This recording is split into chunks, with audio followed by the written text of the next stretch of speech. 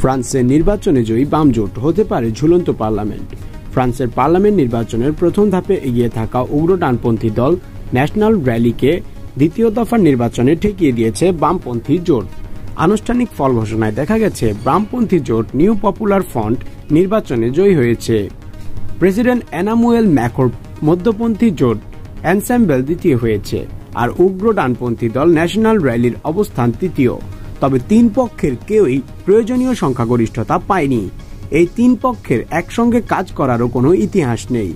এমন অবস্থায় দেশটির এখন ঝুলন্ত পার্লামেন্ট পাওয়ার পথে রয়েছে।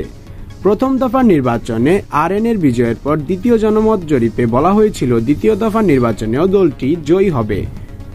প্রথম দফা ভোটের পর অভিবাসীদের বিরুদ্ধে কঠোর অবস্থান নেওয়ার প্রতিশ্রুতি দিয়ে নির্বাচনী প্রচারণা চালিয়ে আসা ন্যাশনাল র্যালিকে নিয়ে বিচলিত হয়ে পড়েন ফ্রান্সের উদার এবং মধ্যপন্থীরা। তাই আরএনকে ঠেকাতে বামপন্থীদের জোট এনপি এবং ম্যাক্রোর জোট টুগেদার অ্যালায়েন্সের মধ্যে আপোষ হয়। আরএনএর বিরুদ্ধে পড়া ভোটগুলো যেন একজনই পান, সেজন্য এই দুই জোট মিলে 2 শতাধিক প্রার্থীকে ভোট থেকে সরিয়ে দেন। বাম এবং মধ্যপন্থীদের এই কৌশল কাজে দিয়েছিল। আরএন নেতা জর্দান বাদ্রোভ ক্ষোভ জানিয়ে বলেন, তাদের জয় ঠেকাতে অস্বাভাবিক রাজনৈতিক জোট করা হয়েছে। ন্যাশনাল র্যালি জয়ী হলে প্রধানমন্ত্রী হতেন বারদেলা।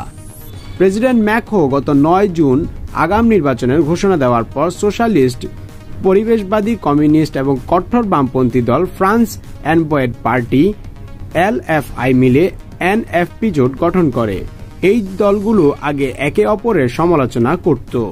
দলগুলোর আদর্শ এবং কর্মপদ্ধতির মধ্যে বিস্তর ব্যবধান রয়েছে। তবে কট্টর ডানপন্থীদের সরকার গঠনের সুযোগ না দেওয়ার জন্য দলগুলো মিলে এই নির্বাচনী জোট গঠন করে।